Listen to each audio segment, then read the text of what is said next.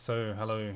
I thought I'd do something a little bit different today, and instead of some machine learning content, I thought I'd walk through a game of chess I played recently that I thought was interesting. I don't normally do a lot of analysis of my own games, but I thought this was a fun one to walk through, especially because it's got a cool sacrifice at the end. This is a game played on Lichess. I'm playing black. I'm rated about 1920, and my opponent's 1950. So let's go. So pretty standard opening. Sicilian, I'm a big fan of Sicilian. Sicilian, it used to confuse me when I was beginning because really, we think a lot about trying to claim space at the start, but really this Sicilian is just about delaying those moves. So not too interesting to start. We've got some development going on here. Here's my first sort of statement about what my idea is going to be with my opening. It's really this idea that this is coming soon. Can't quite play it yet. To break the center open because we've got three basically attackers on there, whereas I've only got two defenders. So even though this pawn move is a statement of that this is happening, it's not quite happening yet. White plays a little bit of a defense move here. This is to stop that knight coming through. I play this knight out, and it's really a lot of focus on this square at the moment. Then three attackers and the three defenders. White should expect that this is coming pretty soon. Bit of development, open up that bishop. Wasn't really ready to push this necessarily yet, so I thought I'd just do a bit of development and bring my bishop out here ready to castle. I don't want to bring my bishop to here to block that pawn. It's still got my longer term intention, and it's at this point that white I think makes the most interesting move so far of the game. Very bold statement here when you move your f pawn, which is traditionally very weak. And this is a statement of claiming space, because after these pawns are connected here, there's a lot going on for white. So I move my pawn here just to try to disrupt this a little bit. Sort of regret moving my bishop here now, because if I'd known I could have brought it across here to fianchetto instead. But anyway, you go how you go. So a bit more development, and at this point I break this position open. Let's see how things go. White starts with the trade of the pawns at least, but then backs this knight bishop off, so sort of quietening down things a little bit. At this point, things are a little bit settled. There's no fireworks going off. It's a classic thing in chess, isn't it? There's either tactical fireworks you need to deal with, or it's a little bit more sort of positional, sort of slow moves to get strategy. And at this point, it's just feels like castle's a good idea. My opponent castles as well, unsurprisingly. And at this point, a bit more development of the bishop, not too interesting. A little nudge here from the pawn to push it back, which I do so, and then my opponent, repays the favor. Bring a knight in here, basically do the same thing, nudge back, and the knight returns. I think it's interesting to think sometimes about these little changes in position. What's happened here since the last couple of moves is my bishop's come out, but we've also had some development of the pawns. And I feel like at the moment white's pawns on the king side do look a bit nicer. There's this nice structure here, whereas I've got this, and this pawn's sort of hanging by itself. Even though I could totally bring that up there, at the moment it's sort of hung, and we'll see how later that actually causes me a little bit of grief. A bit more just classic development here. Rooks love open files, so I'm just going to move that rook there, and my opponent's going to do basically the same, pay that back. Now we get to a point where, again, more sort of slow development. I feel like these sort of pieces are going to be the next to break in the middle, so my rook's much better off here than in the corner, so just more classic development. And now we see an attack from white. So even though this attack on the bishop seems like it's materially sort of even after that pawn takes, it's not good for me to do that, because it's going to open up a line into the king. And lines into king is something that I'll often look at, and becomes important in this game a little bit later too. And I don't want to double these pawns up; it weakens my structure. So I'll just bring this bishop back. It's nice to have the bishop there, but it wasn't mandatory, and so my opponent brings back, and I actually bring back. So we're back to where we were a couple of moves ago. This time the opponent brings the knight down on the other side, and this next move I think was a little bit clumsy now that I look back at it. There's this threat here to this, but it is pretty well defended, but I felt like some development of the queen, so I brought my queen in here. There's not a whole lot going on there. It's a little bit of a, wasn't much going on, but I did want to develop, and I feel like I'm a little bit cramped at this point. This is development of the queen, but also an attack on this pawn, because this pawn is a little bit weak at the moment. We've got three attackers coming down here, and I've only got a couple of defenders, so I need to do something about that. But the best defense is offense, so I'm gonna put my knight here. There's a double attack here on the queen, as well as this weak pawn, which would turn into a fork of these rooks. So opponent comes back to cover that. I've now got just a little bit of extra time, I guess. And I bring this bishop back. Now, why did I bring the bishop back? I'm going to go back a move. Let's think about lines into the king again. If I look at my king, I've got these lines coming into the king. And I do this assessment often in the game. And, you know, for me then, longer term, in terms of a line into the king, it's this bishop that causes me the most amount of grief. Even though there's nothing directly at the moment, you know, this bishop's in a good position to cause this king hassle.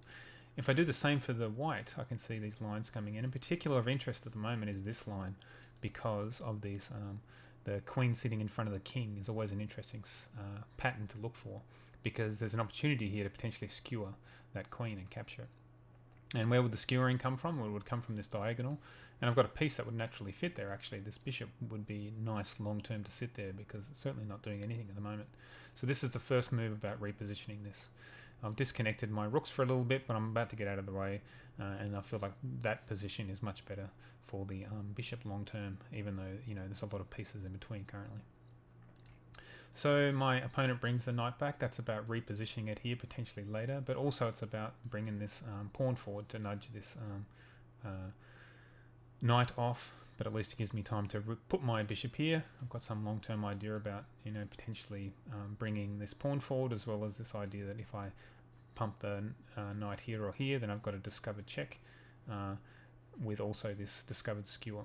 So there's something I can do potentially long term, but you know, white doesn't want that. They bring this pawn forward to nudge me, and I nudge back. Next, white has that repositioning of the rook here, and the knight. And in fact, this is where I make my first mistake of the game, because at the moment this knight was covered by two pieces, but by putting this knight here, we've removed this defender here, and I thought, that's a bit of a mistake. I'll take that because I've got this knight I can take, because after I take back and I take back, I'm okay. But that was never white's intention. White's intention was to do this, to capture that bishop, because this is suddenly putting me in a really nasty position. We've now got this idea that that white's ready to play this with an extra fork, basically straight after, as well as this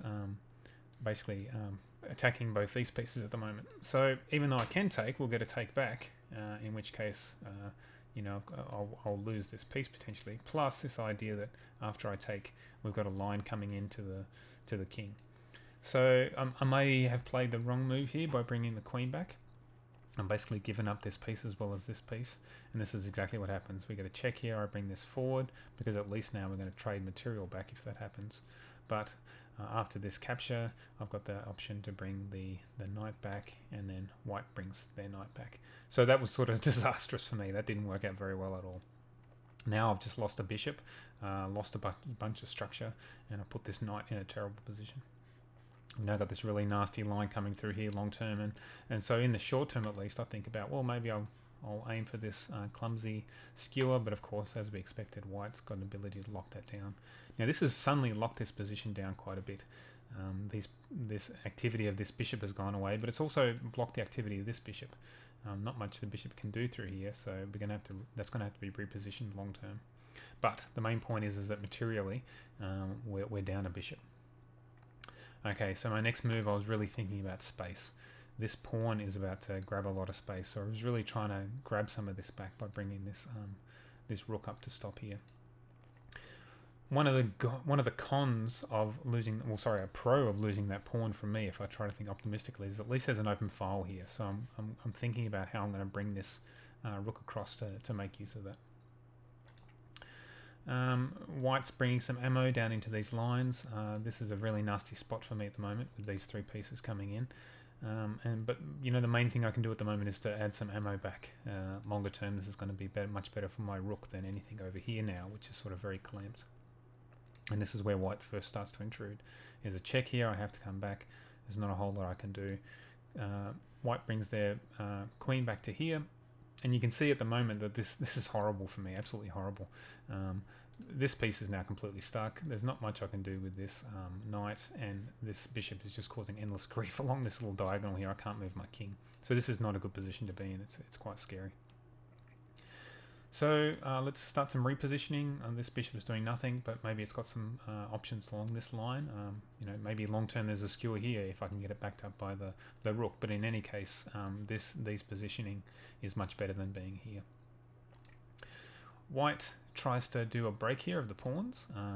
You know, if they capture and I capture back, it's really bad for me because it's opening up these lines. So the main thing I can do here is just defend, at least in the short term, that after a capture, I can capture back and we can keep the position, even though it does allow this open file now for this rook to be enabled. So this is the sort of position where I can see that longer term I have to sort of really act fast, because, you know, if white's given time to slowly maneuver and bring these pieces around, it's going to really start to add up on me. The white brings across here. This is a bit of ammo onto this file again. This knight, sorry, the rook being here is sort of hamstrung, but, you know, again, open files are often really good. And I felt like, you know, there's a lot of pressure. I've got to try to claim some space back, so I'll bring this pawn forward. Even after the en passant capture here, I felt like this was still okay to do because I've got a lot of ammo on this square. So this was really about trying to claim a bit more space. It's got a clear attack here on the knight. And I think it's also interesting to think about sort of who's the weak pawn when you have a pair of pawns. As it was when they were there before, the pawn that was sitting behind was the weakened one, but now it's become the strong one because it's sitting in front. So it's never a bad thing. White has to move that knight away. There's a very clear threat here. It's either take or bump that knight away. And here, I'm really thinking about this bishop. I have to do something about this bishop. It really has to go. I can't leave it there. Even though I'm down material, I'm happy to trade this off. And I have options here about which one I want to trade off. Because if I start with my knight moving to here, it discovers this attack on the bishop, which means that white has to capture back and I capture with my bishop, which results in me basically trading off my knight for the bishop and leaving the bishop in the square.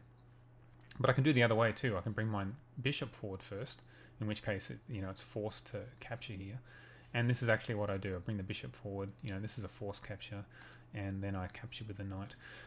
Usually in an open position like this, I might favour having the bishop, but I felt like the knight was actually better here because when you come to here, I've got this attack on this weak pawn and also an attack on these squares. What I've also done here is, most importantly, open up that file.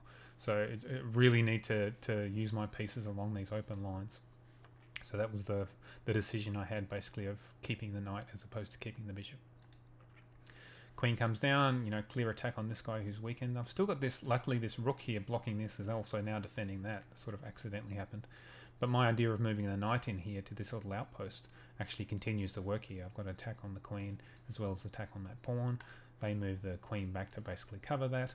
And this is giving me a little bit of time now. This pawn being blocked isn't such a big deal anymore now that this knight is sort of sitting behind anyone to push it. So I'm going to repurpose this rook a little bit to come across here. Because this line, this open file is critical for me. I need to put as much on there as possible to really enable my pieces, because even though white has more material, this material up here isn't doing anything. This bishop is stuck here, and even if it comes to here, it's maybe they're keen to trade that bishop off for this knight, but in the short term at least, these pieces are very inactive, so I really need to move fast here. White brings rook across. This is to change the defender basically of this so that they can repurpose this queen. And I'm going to use that time to bring my rooks across. White brings their rook down. This is about moving here to maybe attack here. And I'm going to repurpose this knight. Not doing actually much there. It's unlikely I'm going to get anything there. To come here and attack. And also to attack here. This is where I'm starting to think about a sacrifice. Because after I take here, even though I'm down material, I've got a lot of line up here to sort of bring back, as well as the idea that when I bump this pawn forward here to attack here, I've got the queen coming into play. So I'm seriously considering this sacrifice at this point. White brings this rook across. I could come back here to double this attack again, but I feel like it's better to leave this here for that sacrifice if I want to do it. So I'm going to bring the rook up here. I don't want to let that, can't just be cleanly taken, but the rook here defending here isn't too bad. I've now got the idea that potentially there's a fork here if I push this pawn forward too, because I can do that now that the knight is defended. So white takes their knight away. That's to avoid this fork, and also because the knight coming down here hits this weak spot, and also potentially down to here as well. So this knight is going to be able to break open this position if they get enough time. But again, I've got to really try to push for this left-hand side, king side. So first one is about, again, pushing this attack here.